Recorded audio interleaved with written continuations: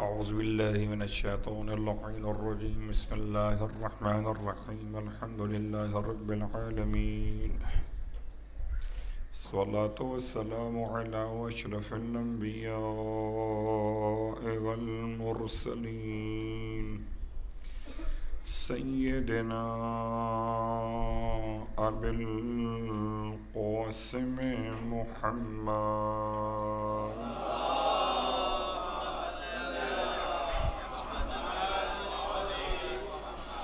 وقال أهل بيته الطيبين الطاهرين واللعنة الدائمة على أعدائهم أجمعين. أما بعد، فقد قال الله تبارك وتعالى في كلامه الحميد فرقانه المجيد قوله الحق وهو أصدق القائلين. بسم الله الرحمن الرحيم.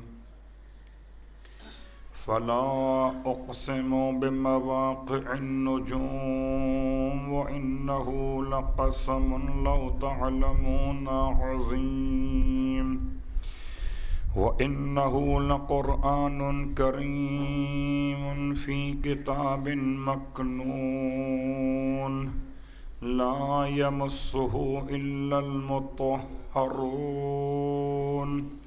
وقال أيضا إنما يريد الله ليذهب عنكم الرجس أهل البيت ويطهركم تطهيرا.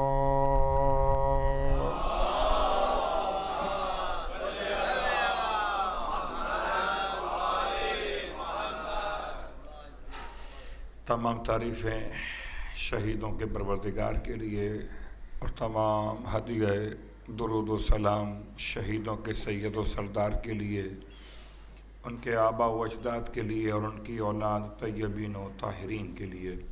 الحمدللہ الذی جعلنا من المتمسکین بالقرآن العظیم وجعلنا واجعلنا من المتمسکین بولایت علی بن ابی طالب علیہ السلام۔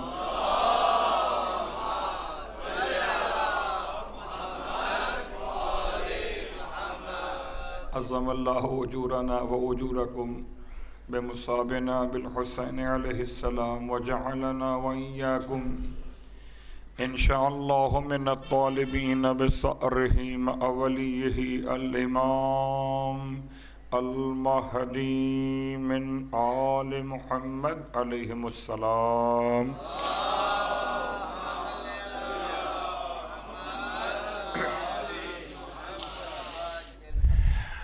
عزیزان گرامی قدر، حاضرین ذوی الاحترام، آپ کی خدمت مقدس میں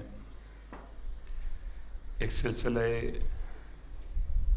گفتگو جو قرآن اور عطرت کے عنوان سے شروع کیا گیا تھا، اور اس کے کچھ اسباق ہم نے آپ کی خدمت میں تلاوت کیے۔ حق تو یہی ہے کہ کبھی حق ادا نہیں ہو سکے گا۔ کہاں انسان پہچان سکتا ہے اور کہاں پہنچ سکتا ہے ان تمام مفاہیم کی طرف کہ جو دامن قرآن کے اندر موجود ہیں، وہ تمام بطون ہائے کتاب کریم انسان کے بس میں کہاں۔ نہ کبھی مکمل قرآن کو سمجھ سکیں گے، نہ کبھی مکمل آل محمد کے فضائل کو سمجھ سکیں گے۔ پروردگار نے جس حیثیت میں قرآن مجید کو طیب و طاہر بنایا،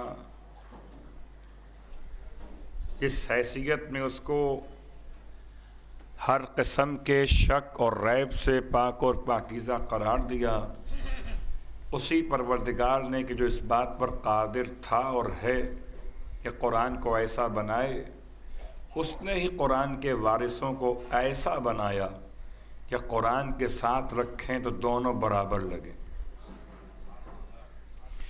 ایسا ممکن نہیں ہے کہ قرآن مجید کے لیے تو کہا جائے نزلنا علیک قرآن تبیانا لکل شیء، ہم نے آپ پر جو کتاب نازل کی ہے حبیب، جو قرآن ہم نے آپ پر اتارا ہے، اس میں ہر شے کا بیان موجود ہے۔ اور اگر سورہ یاسین کے الفاظ پہ غور کرتے ہیں تو مالک دو جہاں نے پھر کل شیء احصیناہ فی امام مبین کہہ کر انسان کو متوجہ کیا کہ جیسے تمام چیزیں قرآن مجید کے اندر، ایسے تمام علوم آل محمد کے سینوں کے اندر ہے۔ بس یہ سمجھیے کہ جس کا جتنا ظرف رہا وہ قرآن سے لیتا رہا، اور جس کا جتنا ظرف رہا وہ آل محمد سے سبق حاصل کرتا رہا۔ نہ تو یہ کہا جا سکتا ہے کہ کسی انسان نے قرآن کے سارے علوم کو حاصل کر لیا، اور نہ یہ کوئی دعویٰ کر سکتا ہے کہ مولا متقیان علی ابن ابی طالب علیہ السلام ہو،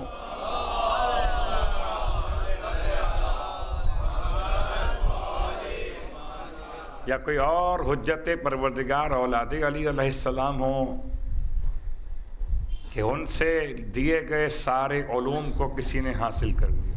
ہاں ٹھیک، بعض ایسے شاگرد ملے آل محمد کی بارگاہ سے کہ جن کے دامن علم میں کچھ ایسے موتی جمع ہو گئے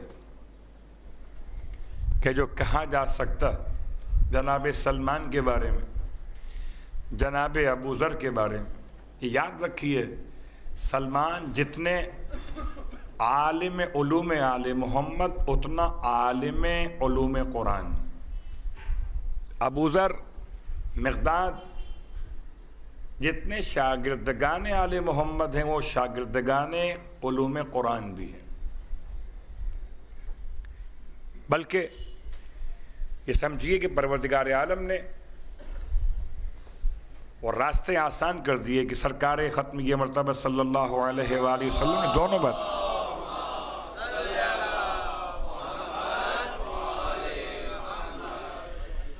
اپنے دونوں ہاتھوں سے دو اہم ترین تحفے انسان کو عطا کیے تھے، اور دونوں کو ایک دوسرے کے ساتھ مربوط قرار دیا تھا، ایسا مربوط بنا دیا تھا کہ لن یفترقا، یہ کبھی آپس میں افتراق اور اختلاف اور جدائی کا عنوان نہیں رکھیں گے۔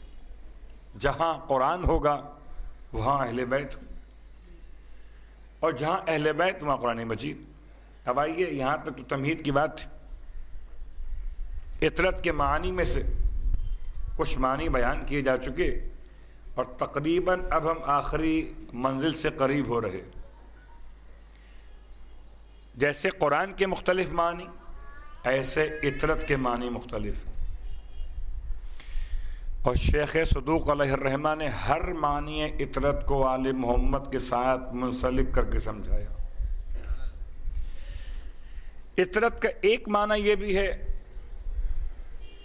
کہ اس دیو ہیکل چٹان کو اطرت کہتے ہیں جس کے پیچھے صحرائی جانور حالت خوف میں دشمن سے بچنے کے لیے پناہ لیتے۔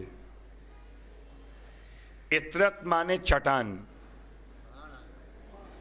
اور ہر چٹان نہیں، ایسی چٹان کہ جس کے پیچھے صحرائی جانور اپنی جان بچانے کے لیے پناہ لیتے۔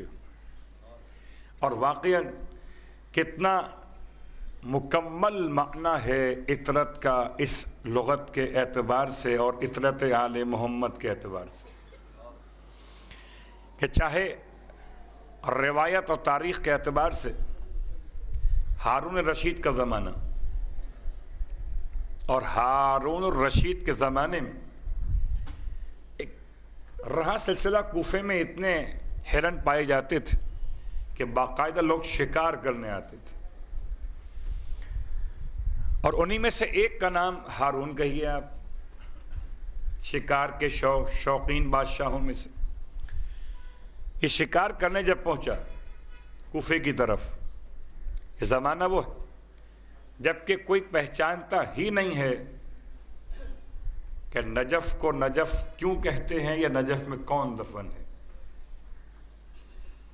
شاید اس بات کو سمجھانے کے لیے خالی ایک مثال آپ کی خدمت بیان کر دی جائے کہ شام غریبہ کے مصائب میں جب ایک جملہ سنتے کہ 4 سال کی شہزادی اور آقازادی نے حمید ابن مسلم سے ارشاد فرمایا تھا، اگر کوئی احسان کرنا چاہتے ہو تو ہمیں نجف کا راستہ بتا دو۔ تو حمید ابن مسلم جو کربلا میں موجود ہے اسے نہیں معلوم کہ نجف میں کون ہے، پوچھنے لگا نجف جا کر تم کیا کرو گی؟ اگر اسے معلوم ہوتا تو یہ سوال کیوں کرتا؟ اور پھر اللہ اکبر، روایت کے اعتبار سے امام جعفر صادق علیہ السلام کے دور سے پہلے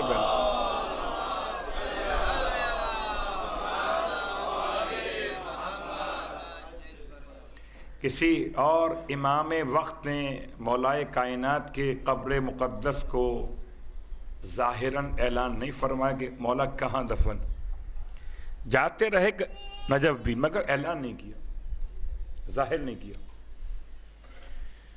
تو اب ظاہر نہیں ہے، ایسے میں ہارون رشید کا آنا، کوفے میں شکار کرنا، اور شکار کے دوران ہرن پنا تلاش کر رہے،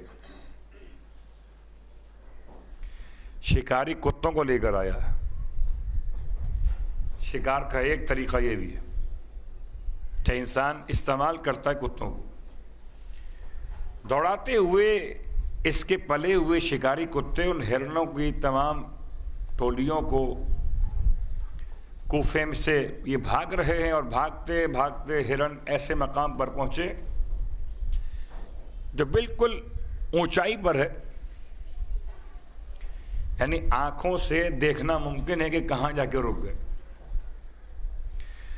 اور جیسے ہی اس مقام پہ جا کے رکے اور ان کی طرف دوڑتے ہوئے خونخوار شکاری وہ کتے رک گئے، اس بلندی پہ نہ چڑھے۔ اطرت کے ایک معنی ہے دے ہوئے کل چٹان، جس کی پشت کے ساتھ لوگ پناہ تلاش کریں، گرچہ لغت کے اعتبار سے حیوانات کے بارے۔ ہارون رشید حیران ہے، کسی کو تہذیب ہو نہ ہو، حیوان کو کیا تہذیب ہوتی ہے؟ کہاں رکنا ہے، کہاں جانا ہے، کہاں آنا ہے، کون سا مقدس مقام ہے؟ میں سمجھتا ہوں تہذیب شاید حیوان نما انسان کو نہ ہو، مگر جو خدا کے بنائے ہوئے حیوانات ہیں، بہت غور کیجیے گا، خدا کے بنائے ہوئے حیوانات جو ہیں شکایت کریں گے آپ کی اگر آپ نے کسی کو ان سے ملایا تو۔ صلوات پڑھیں محمد والے۔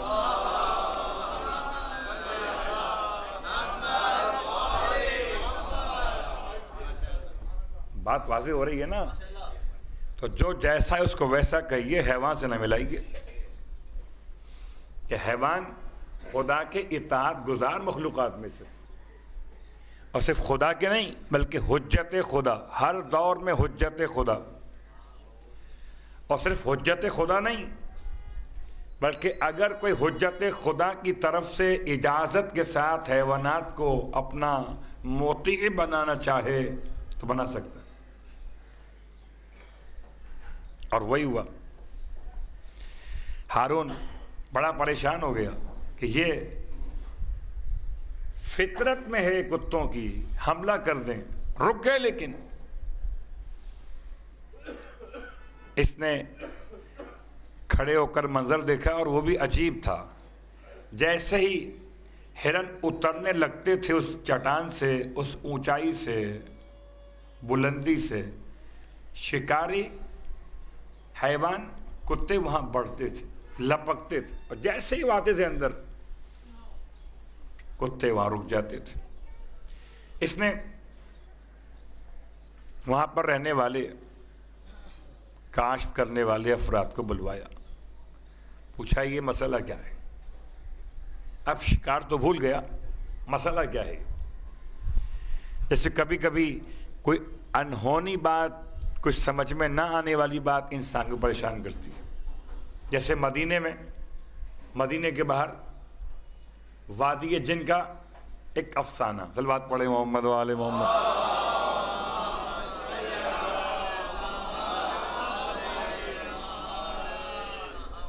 میں نے شاید کوئی سخت لفظ کہہ دیا، لفظ افسانہ کہہ کر، ورنہ بہت سے تو اس کو کہتے ہیں وہ بھی زیارت ہے۔ وادی جن جو ہے وہ بھی زیارت ہے۔ بہرحال مزارات میں سے وادی جن کو مزار کہنا، زیارت گاہ کہنا ایک الگ موضوع ہے، انہونی بات ہے۔ اور بالکل اسی انداز کے کچھ واقعات مجھے وادی جن والے اثرات کہیں کہیں اور بھی دکھائی دیے ہیں، تو اب ہر مقام کو تو وادی جن کہنا مشکل ہے۔ پریشان ہو گیا، کیا کرے؟ بلایا، پوچھا، کسی کو معلوم ہی نہیں ہے۔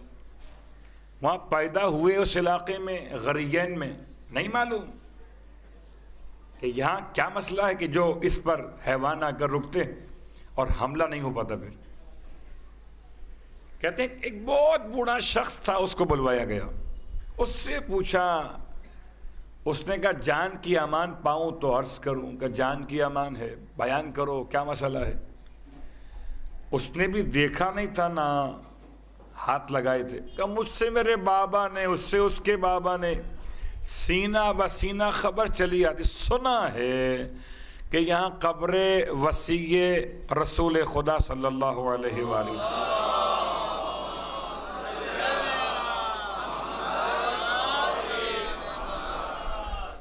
سنا ہے۔ تو الفاظ کو سمجھاتے سمجھاتے ہم روایت میں وہاں تک پہنچ گئے۔ اس کے بعد سے بہرحال ایک جملہ بہت مشہور ہو گیا، اور آج بھی نجف جانے والے اس جملے کو پوچھ رہے ہوتے ہیں کہ مولانا یہ جملہ صحیح ہے غلط؟ یہ ہارون رشید کے دور کا جملہ ہے کہ کتے نجف میں نہیں آتے۔ اس کا مطلب یہ ہرگز نہیں ہے کہ شہر کی بات ہو رہی ہے، اور اس کا مطلب ہرگز یہ نہیں ہے کہ اس سے مراد نجف شہر میں اگر کوئی مل جائے تو وہ کتا نہیں ہے، کوئی اور ہے۔ جیسے کبھی کبھی آپ کے اذہان میں باتیں پہنچائی جاتی ہیں، جناب جنت میں وہ جائیں گے، شکل کسی اور کی، صلوات پڑھے محمد و آل محمد۔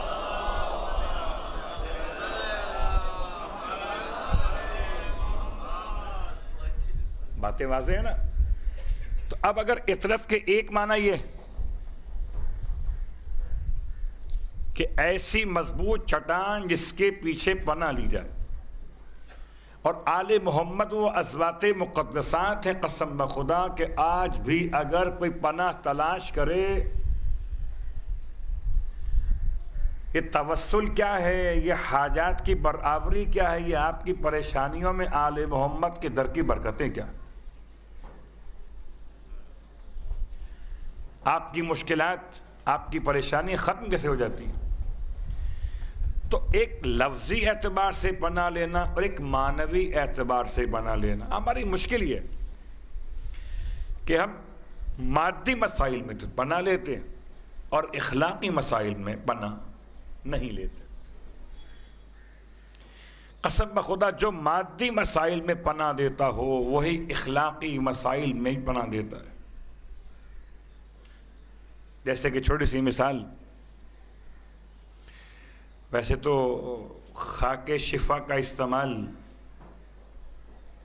صرف عام طور پر مریض کی شفا یابی کے لیے کیا جاتا ہے اور کیا جانا چاہیے، لیکن اس کے ساتھ ساتھ کچھ اور مقامات میں جہاں خاک شفا کا استعمال بطور استحباب بیان کیا گیا۔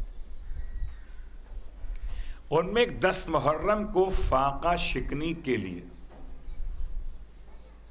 ہمارے پاس تو کھانوں کا انتظام ہے، ذائقوں کا اہتمام ہے، اور فاقہ شکنی ہو رہی، لیکن صاحبان عرفان، صاحبان معرفت، فاقہ شکنی اصلاً فاقہ شکنی کوئی کھانے کا ٹائم نہیں ہے، اصلاً اسے روزے کی کیفیت سے الگ کرنا ہے۔ اور ایک جملہ استعمال ہوتا ہے کہ صبح سے اگر آپ نے کچھ نہ کھایا ہو تو اردو میں ایک محاورہ ہوتا ہے، ارے صبح سے تو آٹے کی خاک بھی اڑ کر منہ میں نہیں گئی ہے. تو خاک اڑ کر جانا مطلب روزے کا نہ ہونا. گرد و غبار غلیظ انسان اگر حلق میں پہنچائے روزہ باطل. تو روزے سے بچانے کے لیے فاقہ شکنی کا عنوان رکھا گیا اور اس کو ہم نے بنا دیا نظر و نیاز کا عنوان. صلوات پڑھے محمد و آل محمد.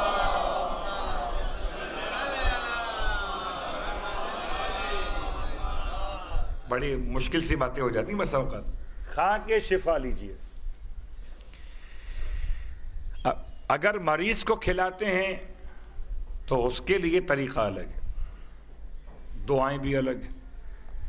اور اگر اس کے علاوہ عیدین کے موضوع پر یا عاشور کے موضوع پر آپ افطار یا فاقہ شکنی کر رہے ہیں, اس کا موضوع الگ ہے. اس میں ایک دعا پڑھی جاتی ہے. یہ دعا بالکل وہی تقریباً الفاظ کے ساتھ ہے جو زمزم کے پینے سے پہلے پڑھی جاتی ہے.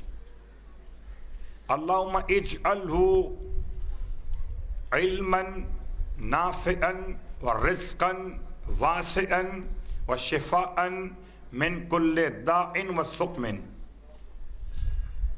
یہی الفاظ آپ کو ملیں گے زمزم کے استعمال کے لیے زمزم سے پہلے, اور یہی الفاظ ہیں خاک شفا کے اس استعمال سے پہلے کہ جو آپ کسی بیماری کے دور ہونے کے بجائے عام ان مستحب عنوانات میں استعمال کر رہے ہیں.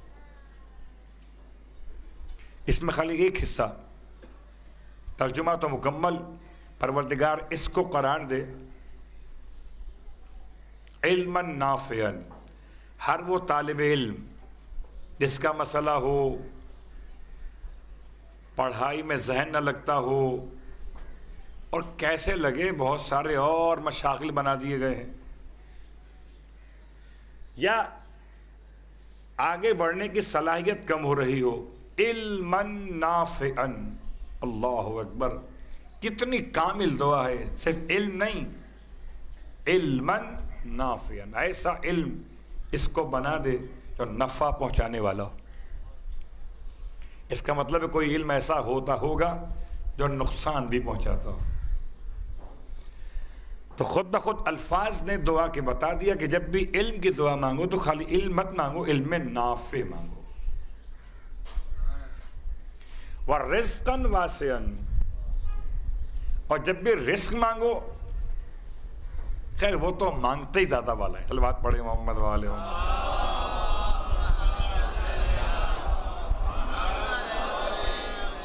اس میں تو میں واسع نہ بھی کہوں نا, بلکہ شاید اس میں تو اوسع ڈھونڈتے, واسع بھی نہیں. افعال تفضیل. پروردگار اتنا دے کہ پورے ٹاؤن میں, پورے آبادی میں, پوری سوسائٹی میں ہم سے زیادہ کوئی صاحب ثروت نہ ہو. اوسع نہ کہ واسع. رزقاً واسعاً, عجیب بات ہے. اس خاک شفا کو تو بنا دے خدایا, علم نافع تو بنا دے اس کو رزق واسع. یہ علم نافع کیسے بن سکتی ہے؟ یہ تو مٹی ہے, خاک ہے.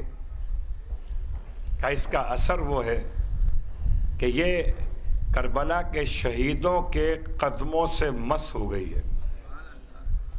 تو اب یہ تمہارے ذہن کے نسیان کو, ہذیان کو مٹا دے گی. جب نسیان نہ رہے گا, ہذیان نہ رہے گا, شیطان نہ رہے گا, تو علم نافع آ جائے گا. رزق واسع, تو کیا یہ روٹی آپ کو لا کے دے گی؟ نہیں. کیا یہ آپ کی دکان کھلوا دے گی؟ نہیں. کیا کرے گی پھر؟ یہ آپ کے میرے بدن سے سستی کو, کاہلی کو, کمزوری کو دور کر دے گی, اور ذہن کے وہ تمام گوشے کھول دے گی کہ جن کی وجہ سے انسان مال کو برکت کے ساتھ لے سکے.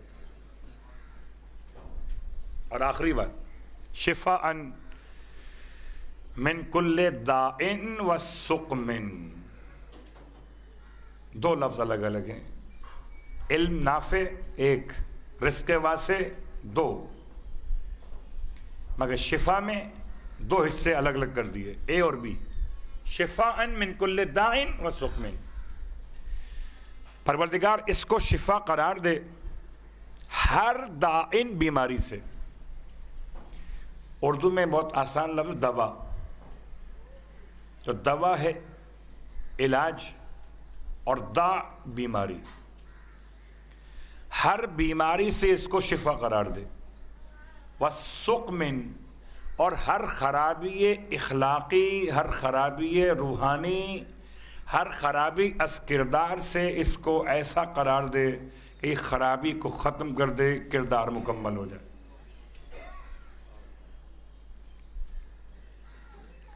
اس دعا نے انسان کو دو طرح کے مسائل سے قریب کر دیا، خالی شفائے بدن مت مانگو، شفائے روح بھی مانگو۔ صلوات پڑھے محمد وعلیہ۔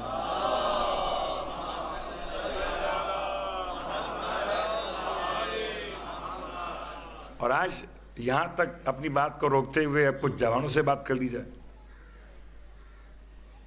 آج اس فرش ازا سے ہم ایک جوان کو یاد کرنے بیٹھے نا۔ جوان بہت بڑا موضوع ہے، اور یہی موضوع اصل موضوع ہے، نہ بچوں سے اور نہ بوڑھوں سے۔ خدا کو ساری امید، پیغمبر کو ساری توقعات، معصوم کو ساری خواہشات اگر پوری ہونے کا عنوان ہے جوانوں سے۔ بچے تو بچے ہیں، بوڑھے تھے بوڑھے ہو گئے، سارا مسئلہ جوانوں کا ہے۔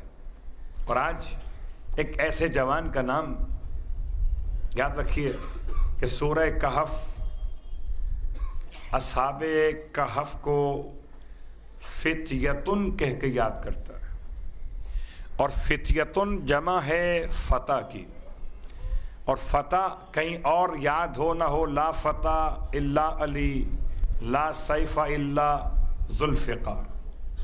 لفظ فتح کا استعمال آپ کے نزدیک معروف رہا مولائے متقیان علی ابن ابی طالب علیہ السلام کے لیے۔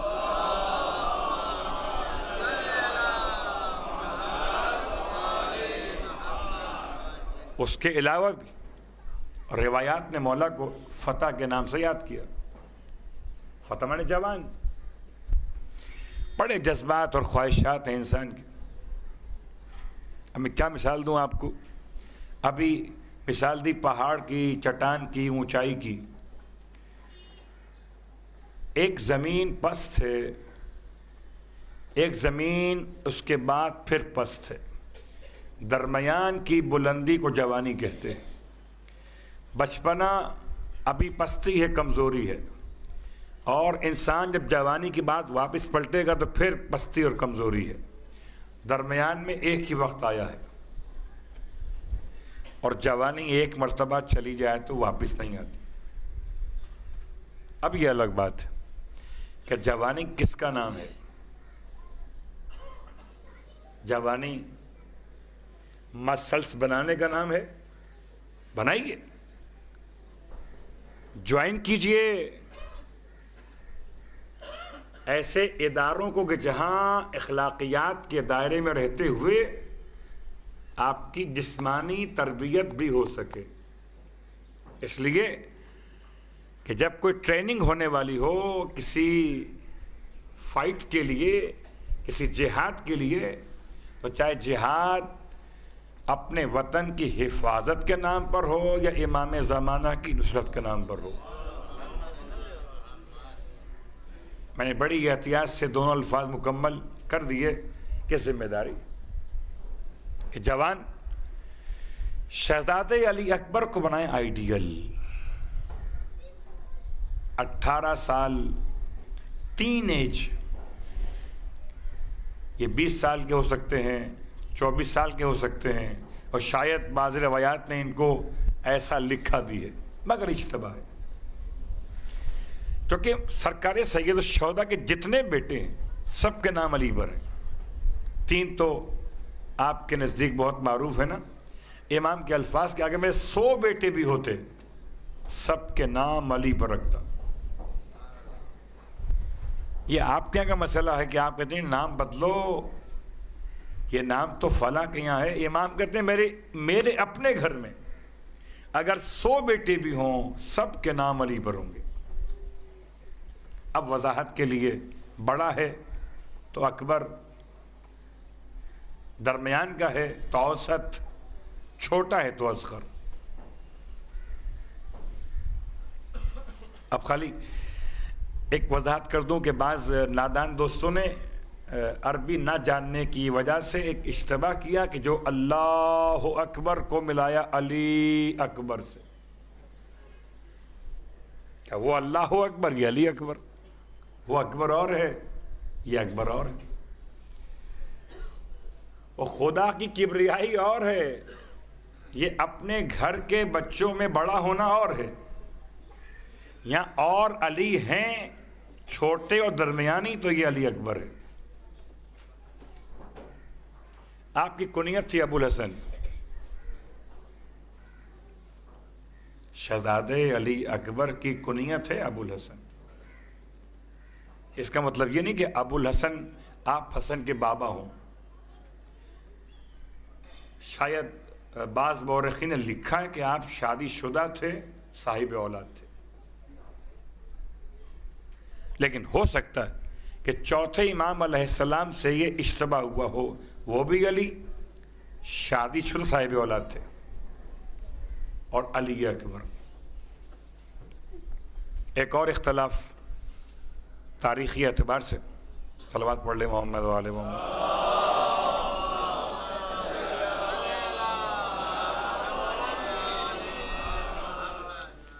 کربلا کے شہیدوں میں اول شہید کون ہے؟ السلام علیکہ یا اول قتیل من نسل اسماعیل.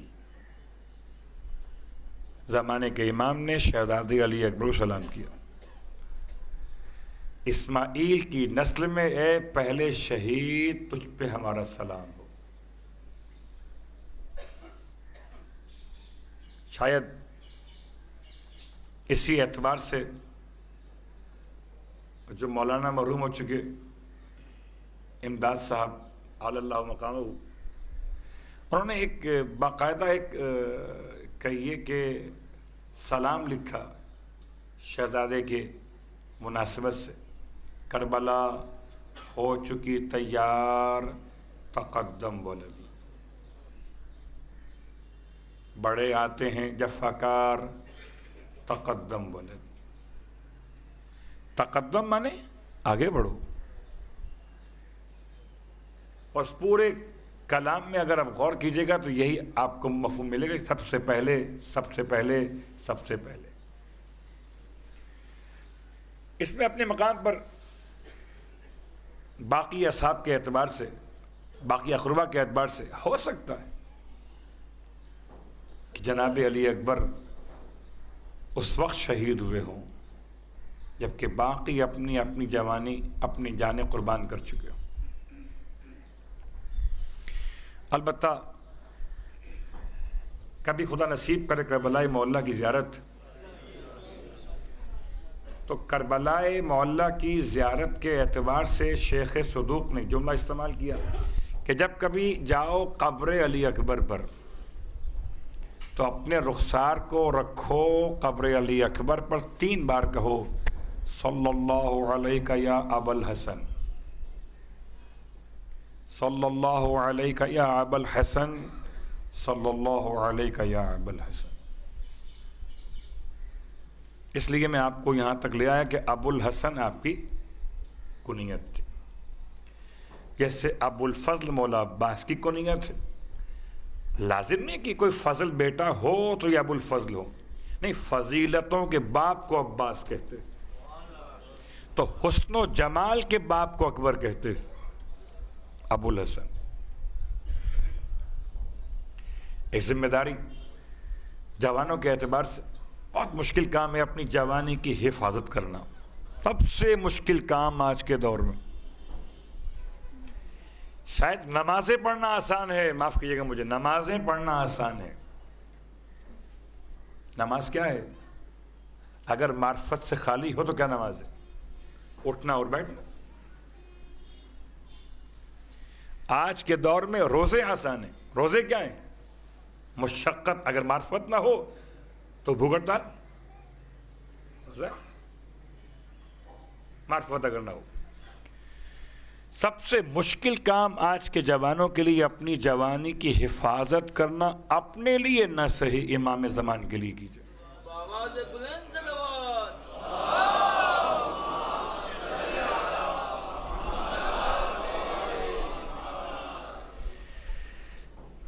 اور جتنا بڑا اجر و ثواب جوانوں کو ان کی جوانی کی حفاظت کے عنوان میں بتایا گیا، اتنا بڑا ثواب کسی کا نہیں ہے. صرف ایک جملہ آپ کی خدمت میں عرض کر دوں. سب سے مشکل ترین کام ہے اپنی نگاہوں پر انسان کنٹرول کر. خیالات اور اپنے الفاظ کا کنٹرول بھی ایک موضوع ہے، لیکن نگاہیں. اور اگر کبھی انسان نگاہوں کو بچائے کسی ایسے مقام سے جو خدا کی طرف سے حرام قرار دیے گئے. میں پوری تفصیل میں نہیں جا رہا کہ پورا موضوع ہے نگاہوں کے استعمال، نگاہوں کے مسئلے پر. صرف اگر آپ نے اور میں نے اور آپ نے اگر اپنے آپ کو بچایا، نگاہوں کو کسی حرام منظر سے ہٹایا اور ایک مرتبہ آسمان کو دیکھ لیا، تو آسمان میں جتنے فرشتے ہیں سب اس دیکھنے والے کے حق میں دعائیں مغفرت کرتے ہیں. اگر میں نے اپنی نگاہوں کو بچاتے ہوئے زمین کو دیکھ لیا ایک مرتبہ، تو زمین میں جتنے فرشتے ہیں سب اس انسان اور جوان کے لیے مغفرت کی دعا کرتے ہیں. ہماری آنکھیں کاش اس قابل ہو جائیں کہ زمانے کے امام کو دیکھ لیں. یہ کب ہوں گے؟ اور زمانے کے امام کو دیکھنا کمال نہیں ہے. قسم بخدا زمانے کے امام کو کربلا میں لشکر یزید میں کم از کم 30,000 افراد نے اور بہت 9 لاکھ افراد نے دیکھا تھا حسین کو، مگر پھر بھی یزیدی رہے. دیکھنا کمال نہیں ہے. اصل بات وہ ہے کہ دیکھے نگاہ ایسی ہو کہ قمبر بن جائے، دیکھے نگاہ ایسی ہو کہ ابو ذر بن جائے، دیکھے نگاہ ایسی ہو کہ آج کا سلمان بن جائے.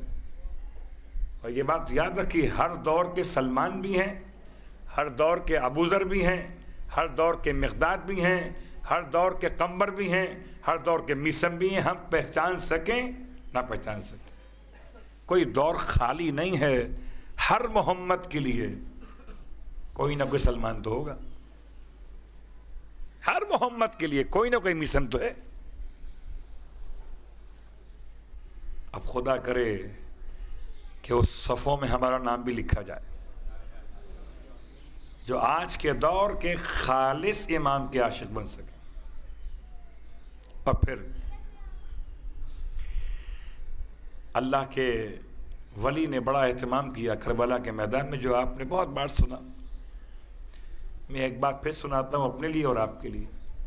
سب سے مشکل اور مشقت آمیز عمل ہے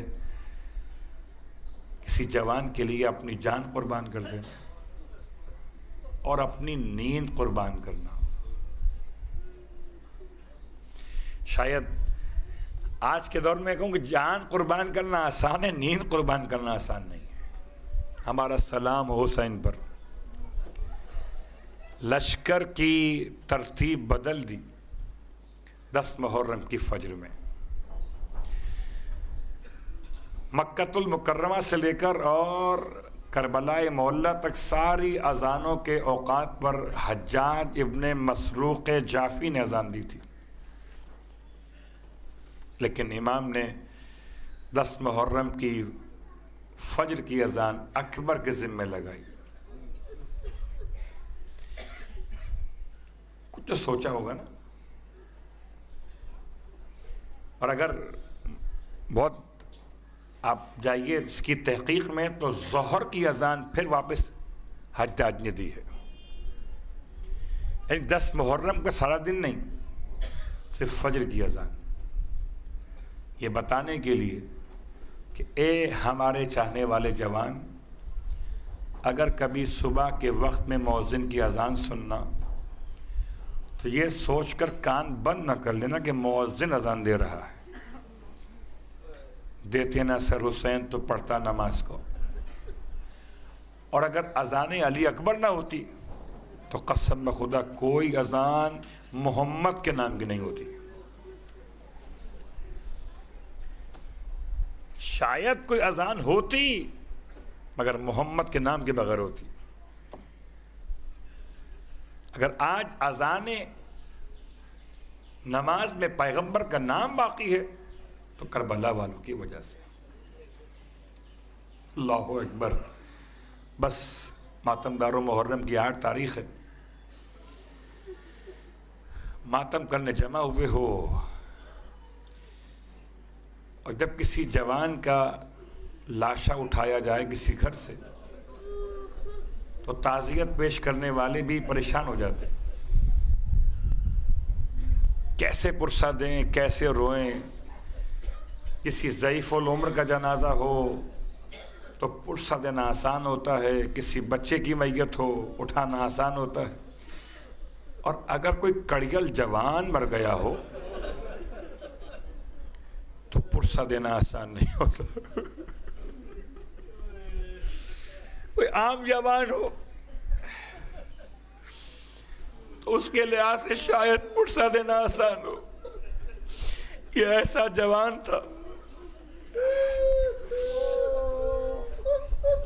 کہ اسے خدا نے شکل محمد سے نوازا، یہ ایسا جوان تھا جسے جناب زینب کبریٰ نے سیرت محمد سے نوازا، یہ ایسا جوان تھا جسے حسین کی محبت نے آواز محمد سے نوازا، تو چلتا پھرتا یہ محمد مصطفیٰ ہو گیا تھا، سیرت میں، صورت میں، کردار میں، گفتار اللہ کے رسول کی شکل۔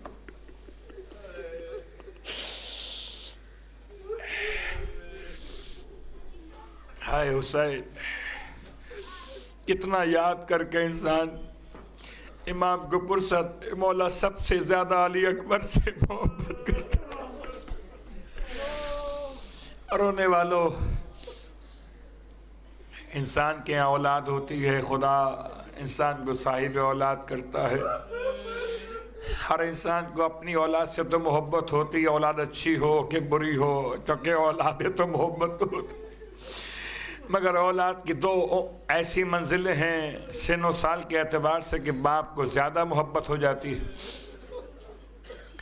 جب کبھی بچہ باپ کو پہچاننے لگے اور باپ کو دیکھ کر ہمکنا شروع کرے، ہاتھ اٹھانے قابل، ماں کو تو محبت رہتی ہے بچوں سے، باپ کو بہت زیادہ پیار اس وقت آتا ہے جب بچہ باپ کو پہچاننے لگے، اور جب بچہ اتنا بڑا ہو جائے کہ ساتھ میں کھڑا ہو تو برابر سا لگے، باپ کی توانائیاں اور طاقت کا عنوان بن جاتا ہے۔ میرے مولا نے دونوں قسم کی قربانیاں دی ہیں، ہمکتا ہوا اصغر بھی دیا، اپنے برابر کا بسر علی اکبر بھی دیا۔ اجلکم اللہ۔ جناب علی اکبر کس طرح جناب زینب کبریٰ کے پاس رہتے تھے، جناب ثانی زہرا اللہ اکبر اس محبت سے بچے کو پالتی تھیں کہ شہزادہ اپنی پھوپھی کو پھوپھی نہیں ماں کہتا تھا۔ اللہ اکبر۔ قسم بخدا اگر زمان حیات ظاہر فاطمہ زہرا ہوتا تو فاطمہ پالتی، شبیہ محمد کو کون پال سکتا ہے؟ یا تو زہرا پالے ام ابیہا یا ثانیہ زہرا پالے۔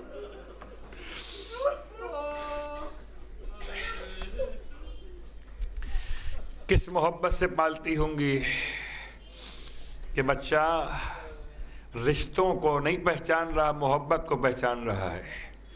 اپنی پھوپھی کو ماں کہتے تھے، اور اسی لیے جناب ام لیلہ علی اکبر کو فرزند زینب کہہ کر یاد کرتی تھیں، شہزادہ کہہ کے بات کرتی تھیں۔ ہائے حسین، جب کربلا کے میدان میں امام کی خدمت میں علی اکبر آئے تھے، بابا مجھے اجازت دیجئے کہ میں بھی اپنی جان آپ پر قربان کر دوں۔ امام نے اکبر سے ایسا امتحان لیا جو کسی اور سے نہ لیا تھا۔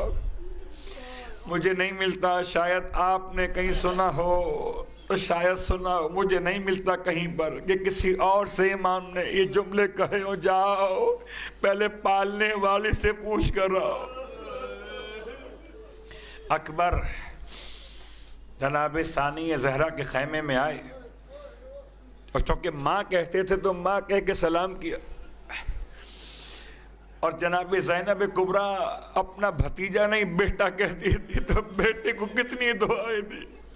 بعض علماء پڑھتے ہیں اس روایت کو مقتل سے کہ اکبر نے اپنی ماں کی گود میں سر رکھ دیا جیسے کوئی بچہ گود میں لیٹ جائے، اور جناب ثانی زہرا نے اس طرح اظہار محبت کیا جیسے کوئی بچوں کے ساتھ کیا جاتا۔ یعنی کیا مطلب کہ اکبر کے زلفوں میں بی بی نے ہاتھ پھیرنا شروع کیا، دعائیں دینا شروع۔ اکبر کا چہرہ سوالیہ ہے، پوچھا جناب زینب نے، بیٹا کوئی سوال پریشان کر رہا ہے؟ اتنا غور سے اکبر کو دیکھتی تھی جناب زینب کبریٰ کہ اکبر کے چہرے کے تاثرات کو پڑھ لیا تھا۔ بیٹا کوئی سوال لے کر آئے ہو؟ اکبر نے اس طرح ممتا کی قربت کو محسوس کیا تو کہنے لگے، ہاں ماں ایک سوال پریشان کر رہا۔ کہو بیٹا۔ 10 محرم ہے، 10 محرم ہے، اور 10 محرم میں ایسی قربانی کے ماحول میں اکبر کا سوال۔ آئے حسین، جناب ثانی زہرا فرماتی ہیں، بیٹا اکبر کہو کیا بات پریشان کر رہی میرے بیٹے کو؟ کہو اماں سمجھ میں نہیں آ رہا، میں کس کو بڑا سمجھوں، رتبہ کس کا بڑا ہے، دادی زہرا کو بڑا کہوں یا اپنی اماں زینب کو بڑا؟ ہائے بس یہ نام سننا تھا۔ ایک مرتبہ اکبر کو اٹھا کے بٹھایا، کھڑی ہو گئی۔ یہ جناب زینب کا اصول تھا، جب کوئی زہرا کا نام آتا تھا بی بی کھڑی ہو جاتی۔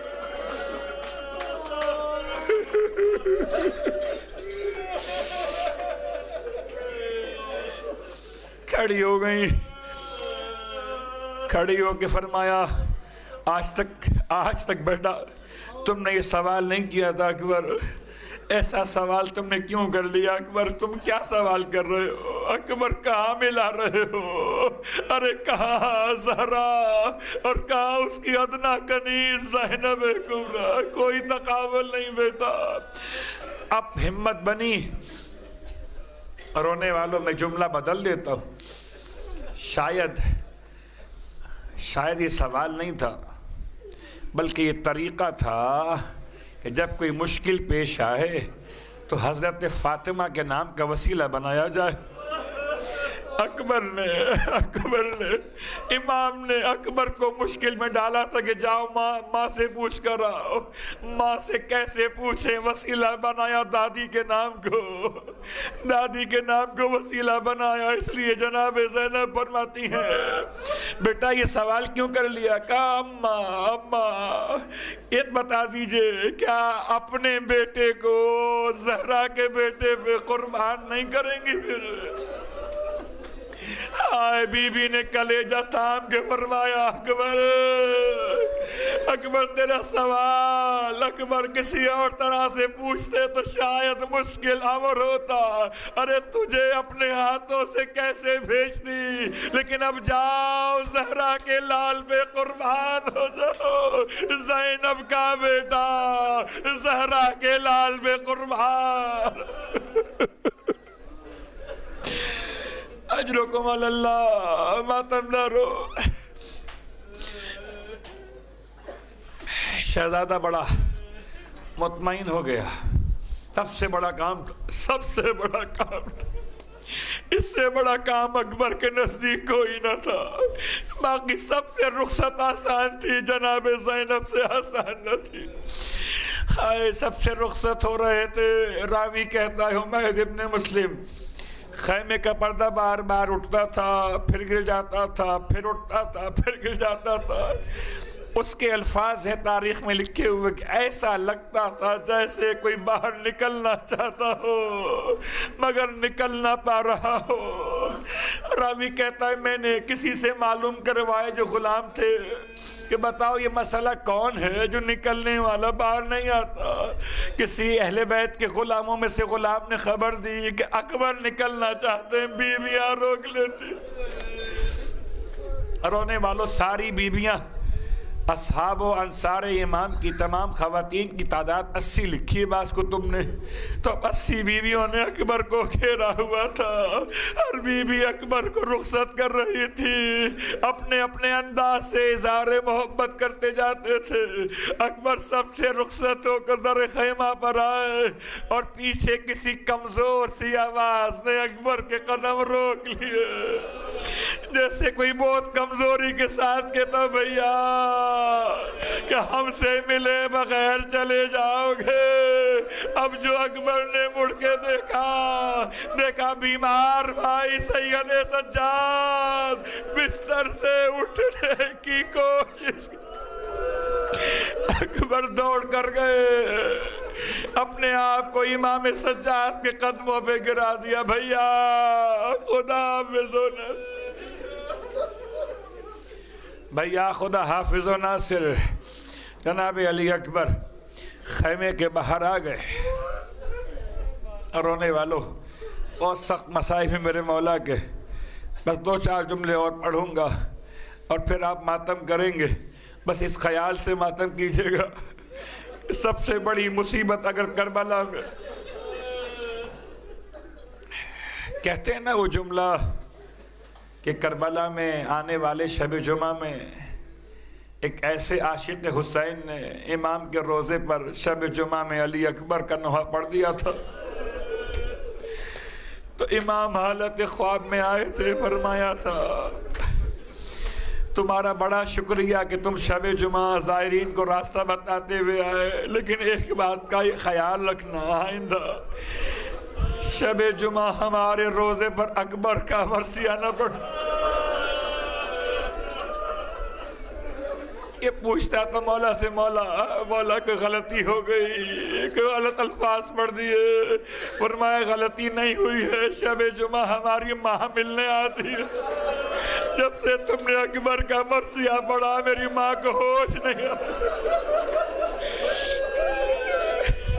اب اکبر کے جنازے کو اٹھاؤ گے، یہ شبیہ تابوت نہیں ہوتے، یہ جنازے کی شبیہ ہوتی ہے۔ اجرکم علی اللہ۔ بس ماتم دارو، میرا مولا اکبر کو روانہ کر رہا تھا۔ اکبر کو روانہ کیسے کیا؟ عجیب انداز سے روانہ کیا۔ قاسم کو روانہ کیا یتیم بنا کر تھا، اکبر کو ایسا روانہ کیا جیسے اپنی جگہ دے دی ہو، اپنا ذوالجناح دے دیا، اپنا امامہ دے دیا، اکبر کو گھوڑے پہ سوار کرایا۔ اکبر آگے چلنے لگے، میرا مولا اپنے دونوں ہاتھوں سے دل کو تھامے ہوئے اکبر کے پیچھے پیچھے، گھوڑے کے پیچھے، اکبر کے گھوڑے کے پیچھے پیدل چلنے لگا۔ اکبر کو خبر نہ ہو سکی ہوگی، اکبر نے جیسے ہی گھوڑے کی رفتار کو بڑھایا میرے مولا سے رہا نہ گیا، اکبر کے گھوڑے کی رفتار بڑھی، حسین پیچھے پیچھے تیز تیز چلنے لگے۔ جب قدموں کی آواز بڑھنے لگی اکبر کو اندازہ ہوا کہ پیچھے دوڑتا ہوا آ رہا ہے۔ ہائے حسین، ہائے حسین۔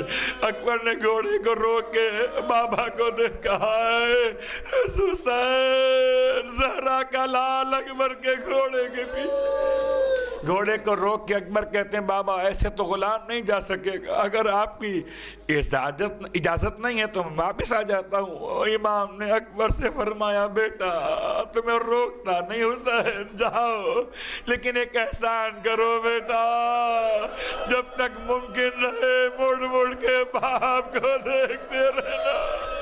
واہ محمدہ، واہ مصیبتہ، ہائے حسین، اکبر باپ کو دیکھتے رہنا۔ اکبر بس 2 جملے اور سننا، ہمت نہیں کر پا رہا کہ سارے مصائب پڑھ سکوں۔ خدا ہمارے ناسوں کو قبول کرنے والا وہی۔ آئے حسین، میرا مولا اکبر کو روانہ کر چکا۔ حسین اکبر کے جانے کے بعد بھی دونوں ہاتھوں سے دل تھامے ہوئے۔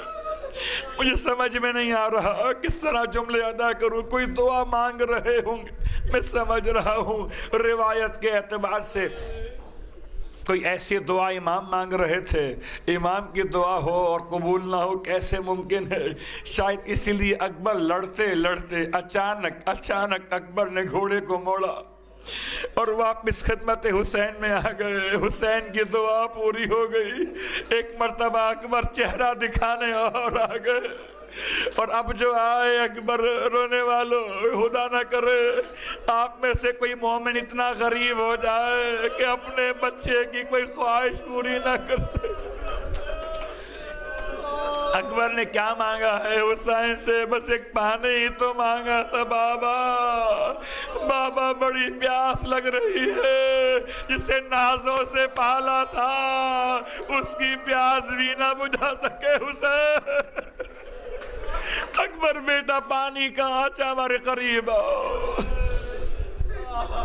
اپنے قریب بلایا امام نے، اپنی زبان اکبر کے دہن میں دی، بیٹا شاید کچھ تمہیں تراوٹ مل جائے، شاید کچھ تری تمہیں حاصل ہو جائے۔ میں سوچتا ہوں یہ روایت پڑھتے ہوئے اکبر تو بڑے تھے نا، اکبر کو تو معلوم تھا پانی نہیں ہے، پانی ہوتا تو اصغر پیاسا نہ ہوتا، پانی ہوتا تو سکینہ پیاسی نہ ہوتی۔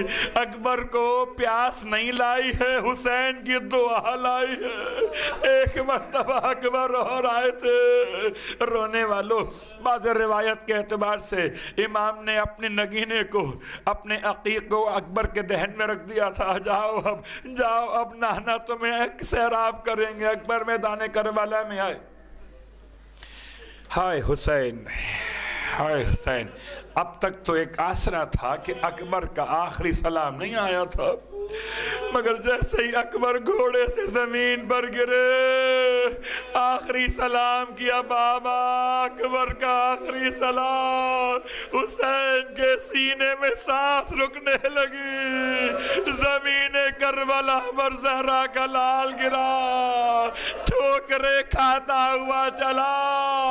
ارے کبھی پوچھتے تھے قوم اشقیاء سے، بتاؤ میرے چاند کو کہاں گرایا ہے، ارے بتاؤ میرے لال کو کہاں مار کے آئے ہو۔ کبھی اکبر سے کہتے تھے بیٹا بوڑھے باپ کو دکھائی نہیں دیتا، آواز دو کہ آواز کے سہارے